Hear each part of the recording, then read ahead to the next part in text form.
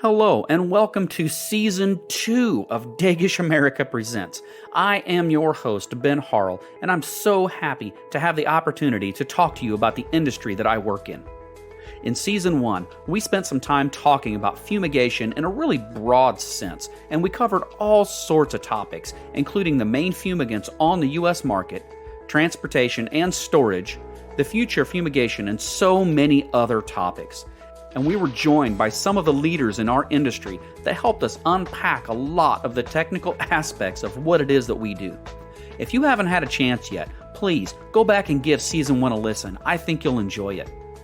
Now, in Season 2, we're going to drill down into just one of those primary fumigants that we use on a daily basis, phosphine.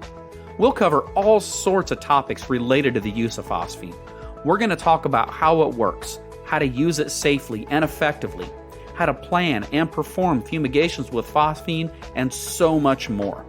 And for the final episode of this season, we're doing something just a little bit different. We're actually going to host a live episode with a panel of guests that will answer your questions. You'll actually have the opportunity to send in your questions in advance all throughout Season 2, or tune in live the day that we broadcast that live season finale and ask them on the spot. If you want to send questions out in advance, you can send them to podcast@dagishamerica.com, and we'll make sure to go through them in that season finale. But in the meantime, we have plenty to discuss in this first episode.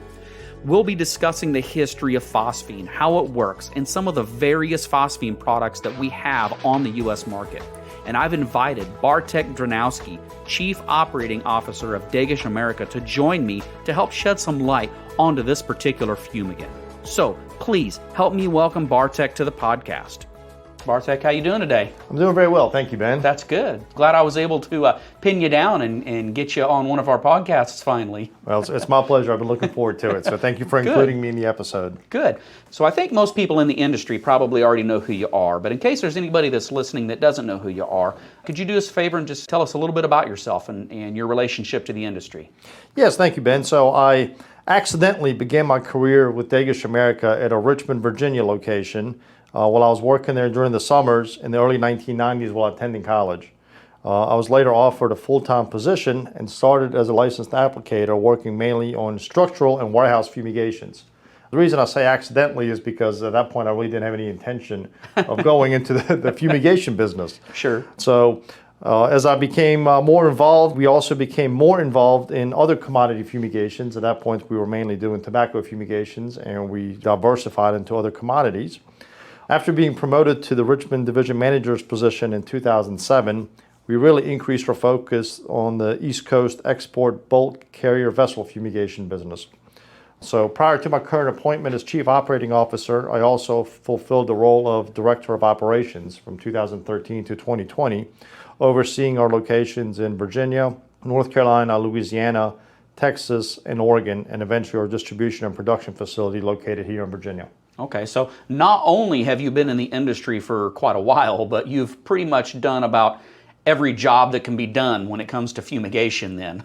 Pretty much so, yes. That's good, yeah. So obviously, Dagish, we work primarily with phosphine. We work with a lot of other fumigants, but we primarily work with phosphine, and we also produce and distribute phosphine in the United States. So I think I have the right person to ask this question, so I want to ask you if you could just kind of give us a brief history of phosphine use in the United States. I'd be more than happy to, Ben. So phosphine received its first patent in 1934 after Dr. Freiberg developed a method for treating infested grain.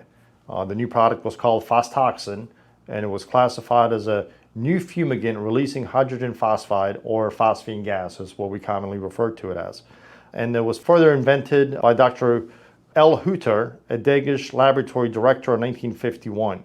This was in Germany, right? This was in Germany, okay. Correct. Yeah. So that was the roots of development of the Phostoxin brand, if you will. And then Phostoxin aluminum phosphide was commercially deployed in the U.S.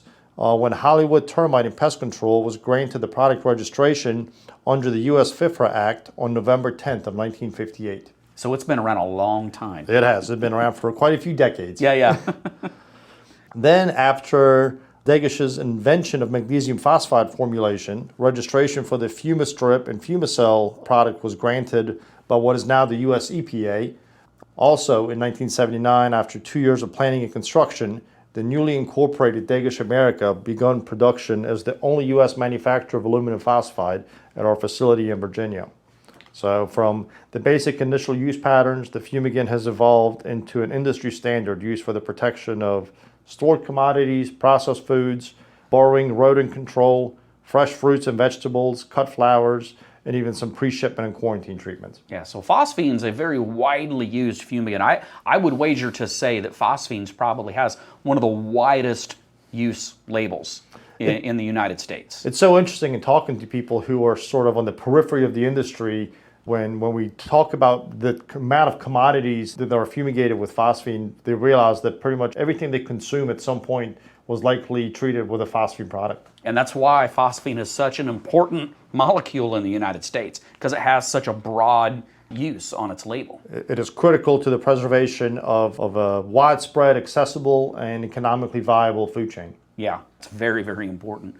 So how does phosphine work? How does it accomplish the task, which we all know the task is to kill things, in particular stored product pests, but how does it actually achieve that result? Yeah, so phosphine is a fumigant, and being a fumigant, it's a gas. So it's not a fogging compound, it's not a liquid that's being introduced into a space, it's a gaseous chemical that penetrates into all the nooks and crannies, if you will, to perform its function.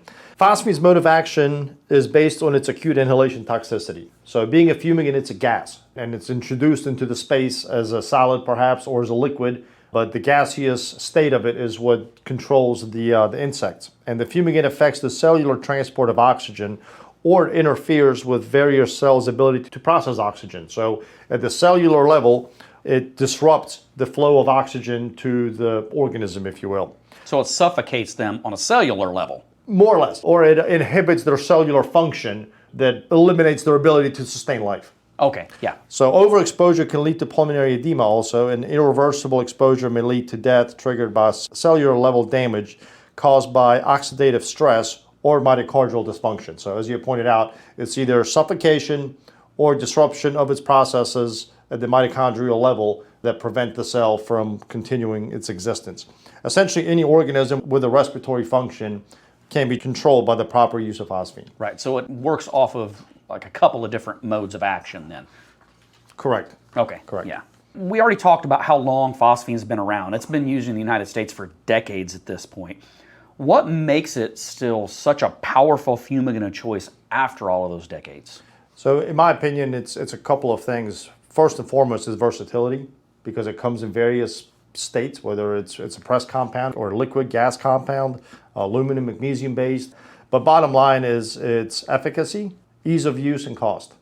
So when you look at those three together and you intertwine the three premises of efficacy, ease of use, and cost, it makes it such a good fumigant.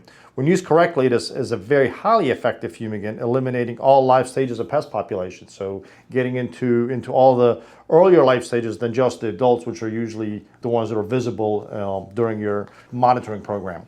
So, but it eliminates all previous life stages as well. And again, when label instructions and FMP guidance are followed, the fumigant is very safe and relatively easy to use. It is a lethal compound, let's not forget, but from a safety perspective, it is relatively user-friendly. And finally, considering the value of commodities and products treated, the fumigant costs and application costs are truly fractional. Yeah, I definitely think that when you look at the cost analysis or how much it costs to use phosphine as compared to maybe some of the other fumigants on the market, it's very cost effective for the results that you can achieve with it. For sure. So there's definitely some advantage with the cost. I know I've used phosphine a lot, just like I'm sure you have. So it's definitely a cost effective fumigant, which makes it very beneficial to the industry, because that in addition helps us keep food costs down. That's the right. cheaper it is to protect that food supply, that gets reflected on down the line all the way to the consumer. That's right. Of the product. It doesn't unnecessarily inflate the supply chain with unnecessary costs. Right, absolutely. So you mentioned a few different types of phosphine in our market. Can you give us a little bit of a description on what those different products are and kind of how they work? Sure. Yeah, so they can be broken down into two major categories. One is pressed compounds, or they're also referred to as solid formulations, and the other one would be liquid or bottled phosphine varieties. The pressed compounds are either aluminum-based or magnesium-based. However, both compounds yield the same pH 3 or phosphine gas. So whether you're generating phosphine from aluminum or magnesium, you're generating pH 3. The molecule doesn't change any as to what is actually being used to treat the fumigated space. Right. And these pressed compounds can be further subdivided into loose material or packaged material, such as the Degish pre-pack. So if you have an application where contact with any residual dust from the fumigant, even though it's an inert material, where contact with the residual dust is not permissible, that's when a packaged product would be used. And all magnesium products are prepackaged, as the residue may not come into contact with any of the treated commodities. So as default, Right. all the magnesium-based products are packaged products, whether it's the spot, the Fumicell, or the Fumistrip that we offer commercially.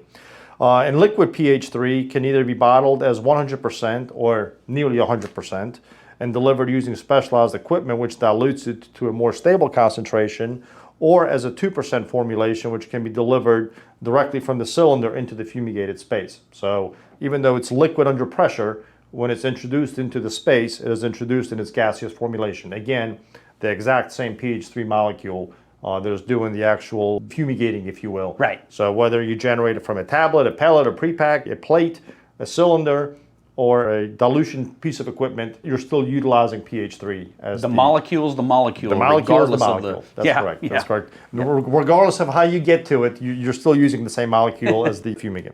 So as you see, there's a number of different ways to achieve phosphine concentrations, and all categories and formulations have their pros and cons. Thus, selecting the best delivery system for the specific fumigation is really important. What fumigant do you need, whether you're treating a tarp or a warehouse or a container? Knowing what you're going to treat is a big driving force in figuring out which product is best for that application. Oh, sure, absolutely. So yeah, I'm a Midwest boy. So, I've done hundreds and hundreds of grain bin fumigations. They're prevalent all over in the Midwest, primarily corn and wheat and raw commodities like that. And when it comes to those things, because it's the pre-process stage or the raw stage, you can actually apply loose pellets or loose tablets, and you don't have to really worry about the cleanup, because during the processing phase, all of those commodities are going to be cleaned up anyway. But if you're working with processed flours or processed foods and you're fumigating those, you can't introduce loose phosphine tablets and pellets to that stuff without it affecting that processed food. So that's when we always, at least in the Midwest, would rely on cells, pre-packs, things like that, where you can actually collect up the spent material once it's completed and discard it outside of the product. So it's very important to know that distinction, that there are some cases where you're going to have to be able to collect that product, but there's also some areas where you don't necessarily have to collect up that spent product. You can actually leave it behind and it will be cleaned up during the processing stage from the raw commodity. Yes, that's 100% correct. So conversely, I grew up in tobacco fumigation world. Yeah. So magnesium was the fumigant of choice, and it was rare that we would actually use anything but magnesium for fumigations, because most of our business was in the tobacco world. It wasn't until we got into the other commodities and the export fumigation business of export vessels that I became much more familiar with loose tablets and pellets, because that is the fumigant of choice for those commodities and those types of applications. Sure, yeah. All right, so we kind of already talked about some of the varieties of phosphine products that are available on the market and kind of how we use them in some of these different fumigation environments. Can you go a little further in explaining some of the differences between those products that are available? Yes, of course. So in summary, one of the major differences to consider is the potential for these inert residues and the amount of grams of phosphine that are going to be required to achieve the prescribed result. Loose aluminum phosphide-based products are by far the most cost-effective, and they liberate large amounts of pH 3 with ease of application.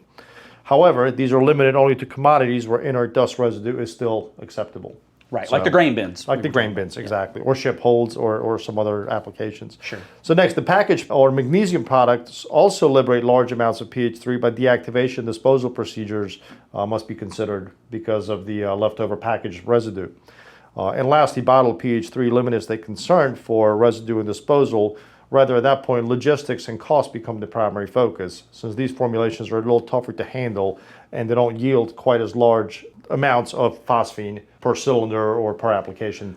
Right, and the bottled phosphine or the cylinderized phosphine is delivered in reusable cylinders, steel cylinders, that once you've emptied them or once you've used them, they have to be returned back to the manufacturer. They have to be returned back to the warehouse where they're stored, whatever the case is. So you have an additional step that has to be taken at the end of the fumigation, which may or may not be a big deal, but it is something that has to be considered. Correct. So yes, Ben, you're exactly right. In summary, all categories and formulations have their pros and cons. So selecting the best one, the best way of generating phosphine is critical to the success of the fumigation.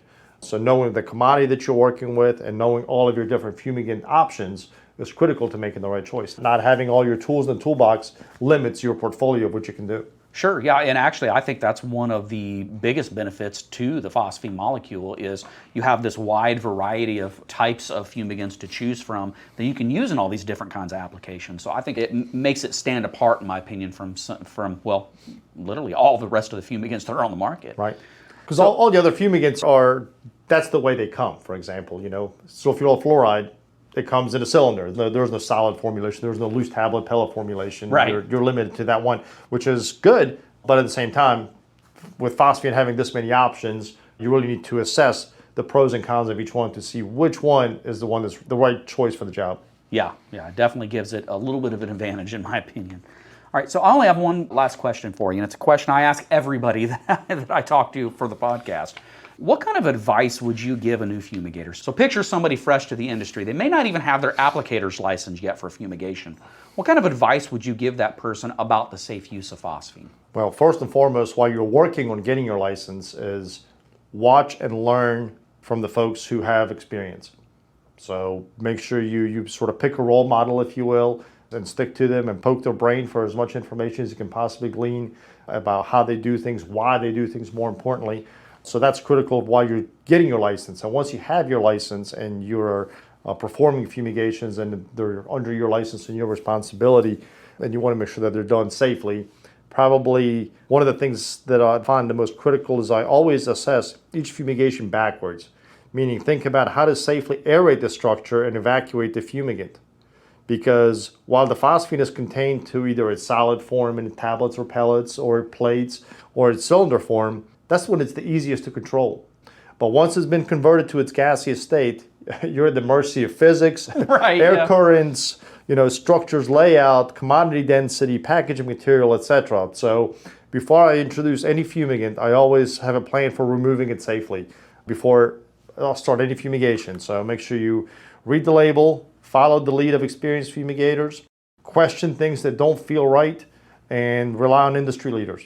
Yeah, I really like that working backward. That's one of the first things I was taught as a fumigator years ago was start at the aeration and work your way backward from the plan. The last thing you want to do is get into a situation where you've lost control of the phosphine at the gaseous state and you don't have the proper personal protective equipment in order to get it back under control. So you have to think about that. And you not only think about the aeration, but you have to have all of those what if questions run through your head. What if it leaks? What if this happens? What if it rains? What if we have high winds? You have to think about all that stuff and think about all your surroundings.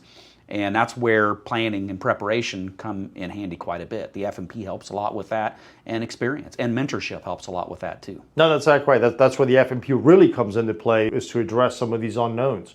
You can plan for the days you're going to gas, you can plan for the days you're going to open, you can plan for dosages, you can plan for the commodities or spaces being treated, but it's difficult to plan for weather events, for a falling tree, any sort of loss of structural integrity with the structure that you're fumigating. So all those come into play, and as you pointed out, yes, exactly right. So maintaining control of phosphine in its original state is easy. Once you get into that gaseous state, it becomes quite a challenge. Yeah. Well, that's all I had for you, Bartek. I really appreciate you taking some time to talk to us today. Ben, you are most welcome, and good luck with season 2, and I look forward to hearing the other podcasts. Oh, thank you. Thank you. I want to thank Bartek Dranowski for giving us some insight into the use of phosphine. It's still one of the leading fumigants in today's market, and understanding just how it works and why we still select it is so important. On the next episode of Dagish America Presents, we'll be talking about some of the different techniques we use when fumigating with phosphine. So if you've ever wondered what we mean when we mention terms like recirculation or sweet spot, we'll be covering those and many more.